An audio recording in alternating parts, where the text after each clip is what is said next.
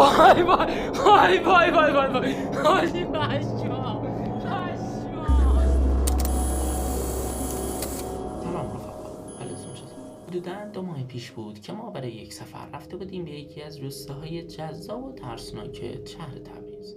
این روستا خودش به اندازه کافی عجیب و ترسناک هستش. همینقدر براتون بگم که توی مساحت کوچیکی که این روستا داره حدوداً 5 تا قبرستون هستن که این روستا رو دوره کردن. 2 تا از این قبرستونا قدمتشون برمیگرده به حدود 100 الی 200 سال پیش که خب این خودش به اندازه کافی جو و ترسناک میکنه.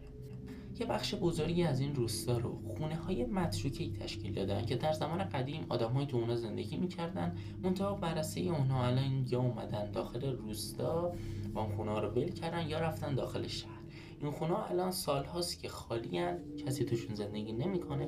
به خاطر همین این بخش روستا یه مقداری از بخش مسکونی روستا فاصله گرفته و بیشتر رفته قاطی باغ‌ها.